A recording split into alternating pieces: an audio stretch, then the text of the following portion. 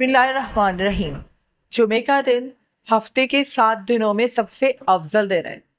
اسی دن حضرت آدم علیہ السلام کو پیدا کیا گیا، اسی دن انہیں جنت میں داخل کیا گیا اور اسی دن قیامت قائم ہوگی۔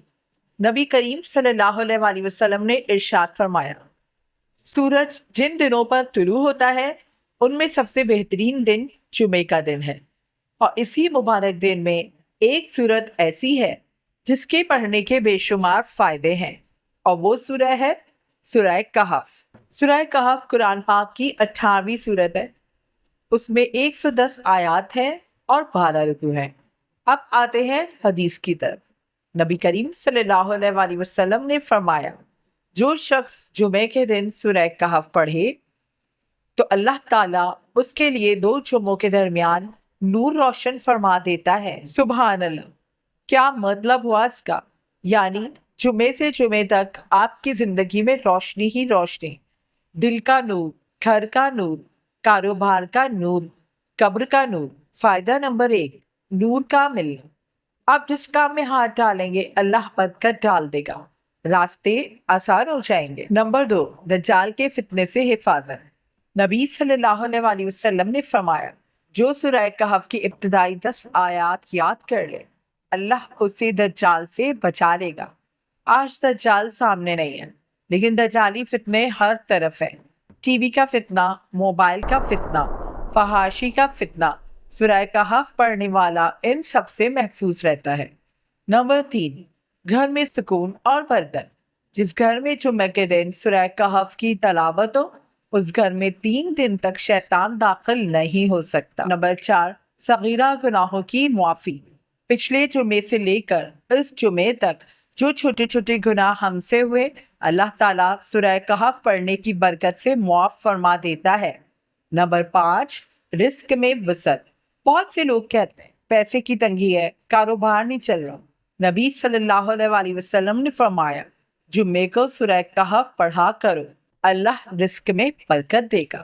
نمبر 6، قبر میں روشنی۔ قبر کا گھڑا اندھیرا ہے، لیکن جو دنیا میں سورہ کہف پڑھے گا اللہ اس کی قبر کو جنت کے باغوں میں سے باغ بنا دے گا۔ نمبر 7، قیامت کے دن کا نور۔ قیامت کے دن جب پل صراط پر اندھیرا ہوگا سورہ کہف پڑھنے والوں کے آگے آگے نور چل رہا ہوگا، ان کے چہرے 14ویں کی چاند کی طرح روشن ہوں گے۔ نمبر 8، دعاؤں کی قبولیت۔ جمعے کے دن ایک گھڑی ہے جس میں دعا رد نہیں ہوتی، سورہ کہف پڑھنے والے کی دعا اس گھڑی میں قبول ہوتی ہے۔ نمبر 9، فرشتوں کی دعا۔ جب آپ سورہ کہف پڑھتے ہیں تو 10,000 فرشتے آپ کے لیے استغفار کرتے ہیں، کہتے ہیں اللہ اس بندے کو معاف فرما دے۔ نمبر 10، جنت میں اعلیٰ مقام۔ جنت میں سورہ کہف پڑھنے والے کا درجہ سب سے بلند کر دیا جائے گا، وہ جنت الفردوس میں نبیوں کے پڑوس میں ہوگا۔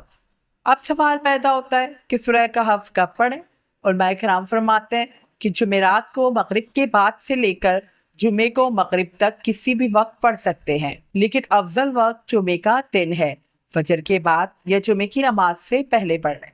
اگر کسی کو پوری سورہ یاد نہیں تو کم از کم پہلی 10 اور آخری 10 آیات ضرور پڑھ لیں، اس کا بھی وہی ثواب ملے گا انشاءاللہ۔ سورہ کہف میں 4 بڑے واقعات ہیں، یہ 4 واقعات ہمیں 4 فتنوں سے بچاتے ہیں۔ پہلا واقعہ، اصحاب کہف 7 نوجوان تھے، بادشاہ کافر تھا، انہوں نے ایمان بچایا، اللہ نے انہیں 309 سال سلا دیا۔ سبق، ایمان کی حفاظت۔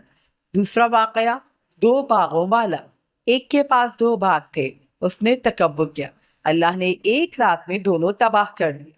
سبق، مال کا فتنہ۔ تیسرا واقعہ، موسیٰ اور خضر، حضرت موسیٰ کو صبر کا سبق ملا۔ سبق، علم کا فتنہ۔ چوتھا واقعہ، ذوالقرنین، اس کے پاس دنیا کی طاقت تھی، اس نے طاقت کو اللہ کی راہ میں استعمال کیا۔ سبق، طاقت کا فتنہ۔ آج یہی 4 فتنے ہمارے معاشرے میں ہیں، ایمان کا فتنہ، مال کا فتنہ، علم کا فتنہ، طاقت کا فتنہ۔ اسی لیے اللہ نے ہر جمعہ ہمیں سورہ کہف یاد دلائی۔ میرے بھائیوں، یہ کوئی مشکل کام نہیں، صرف 15 منٹ لگیں گے۔